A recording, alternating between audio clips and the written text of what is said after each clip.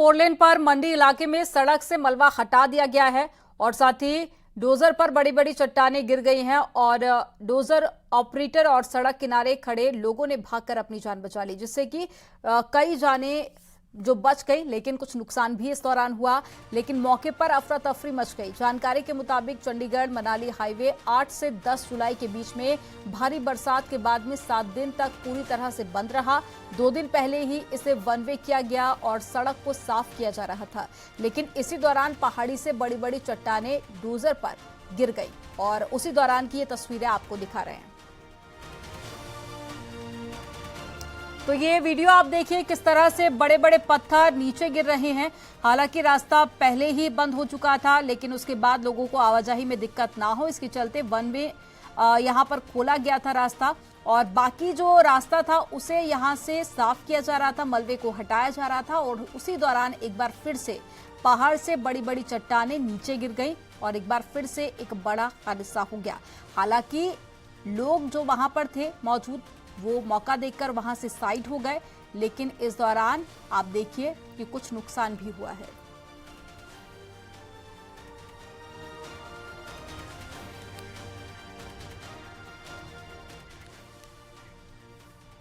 सीमा और सचिन की love story में अब यूपी एटीएस की एंट्री हो चुकी है। एटीएस अब सीमा के भारत पहुंचने में मदद करने वालों पर जल्द ही शिकंजा कस सकती है।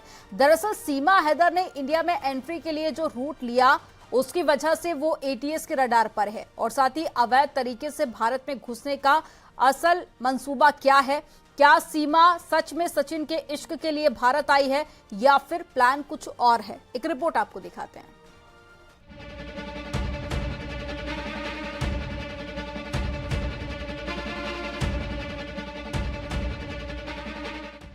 क्या सीमा हैदर को खतरा है? क्या सीमा हैदर कट्टरपंथियों के निशाने पर है?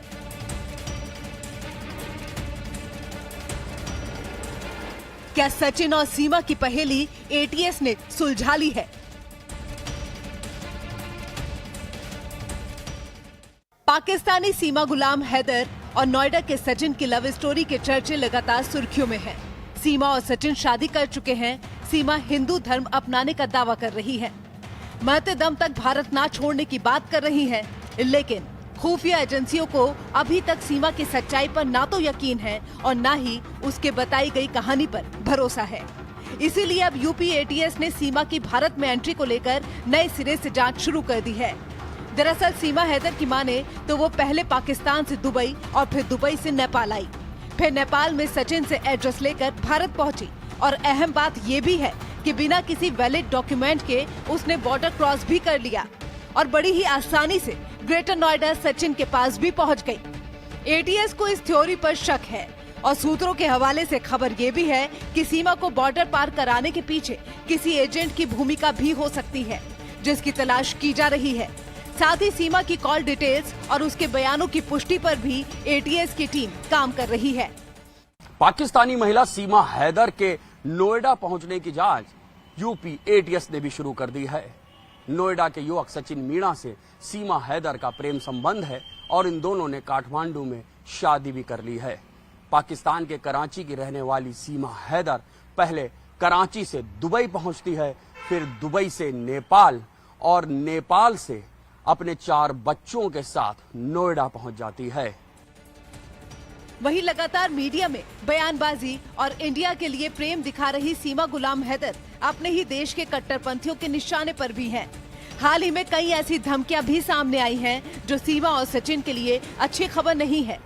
ऐसे में पुलिस किसी भी तरह का रिस्क नहीं लेना चाहती और सूत्रों के हवाले से खबर है कि दोनों को मीडिया से दूरी बनाने की हिदायत भी दी गई है और साथ ही पुलिस प्रोटेक्शन भी दिया गया है।